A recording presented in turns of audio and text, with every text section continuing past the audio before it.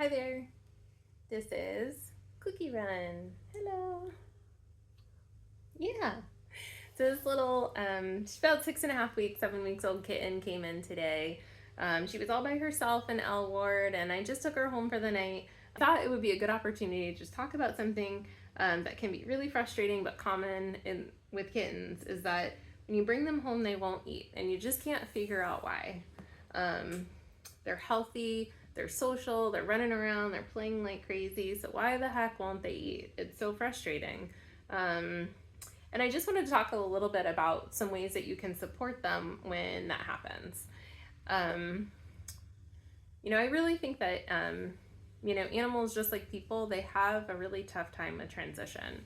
And if we think about these little kittens, they really are just babies. A lot of them are away from their mom for the very first time. They're away from some of their siblings for the first time. The only people that they ever knew, the only home that they ever knew, it's all gone. So their world has been turned upside down. That can just be really hard time for kittens. And what we can do is just kind of support them through that transition. I think it can just be, about 36, 48 hours. There's some things that we can do to help. The first tip is to spend as much time in the foster room as possible, especially as they're transitioning to your home. You want to make sure that it's comfy for you too. In addition to just providing comfort and being there for the kittens, you're also going to want to play with them. Interactive play is a great way to decrease their stress and any overwhelming feelings that they might have from the transition, and just reminding them to be a kitten. The next tip is finding ways to encourage them to eat. Even kittens that are used to eating regular food on their own for several weeks, they can still go through this time where it's almost like they forget to eat. And that's where I just try to remind people that they're just babies. And so what does it look like to remind them to eat? So one of the things is you're just going to want to, make a big fuss about food. So you can pick up the food bowl, put it down again. You can shake the bowl.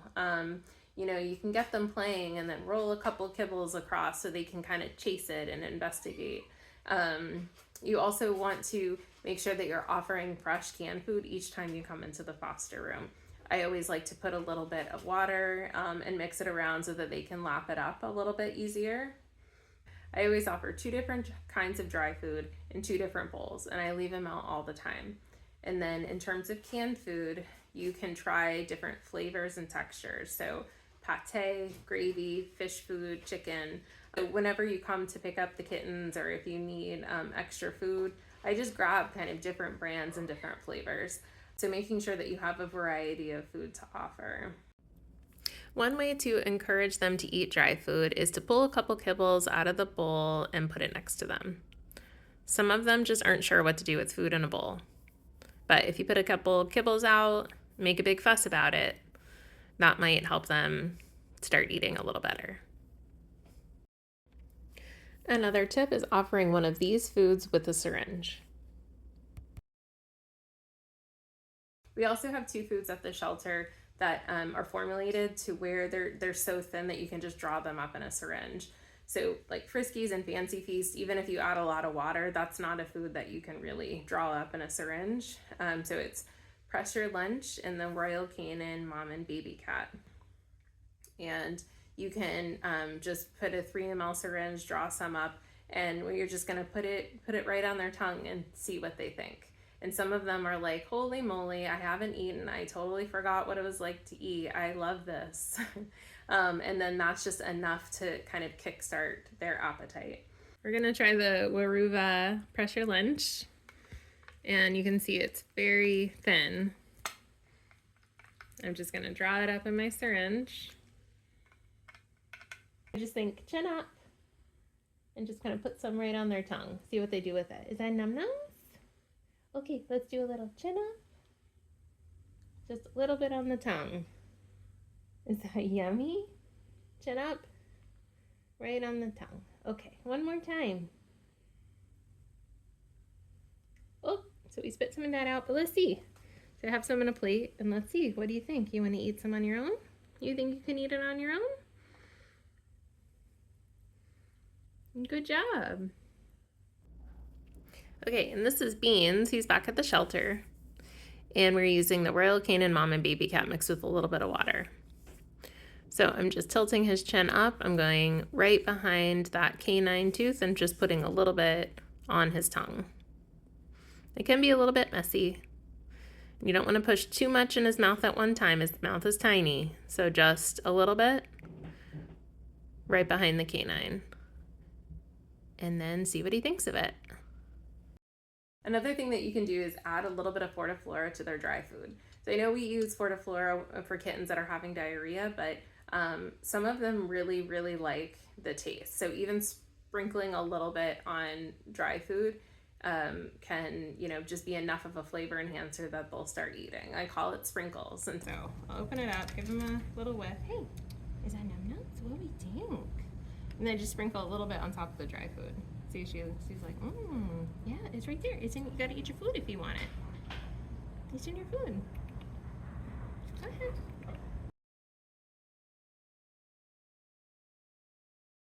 Another thing that you can consider is just the placement of the food.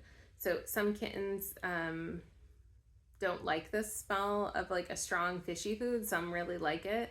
But you want to make sure that you are separating the canned foods, especially like the really stinky canned food, from the dry food. You don't want to put it all together on like one mat, because if they don't like the smell of that canned food, then that might make them not want to eat the dry food.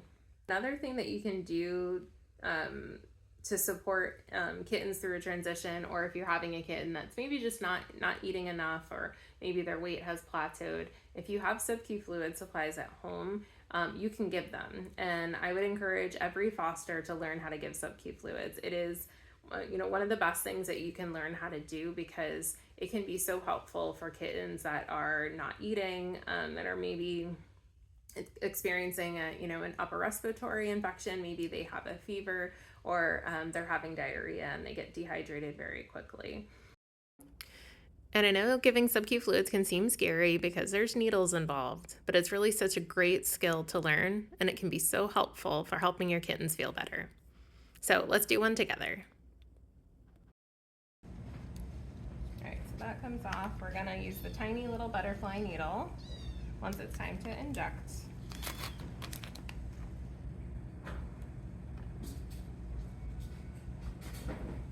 Okay, so now we're ready.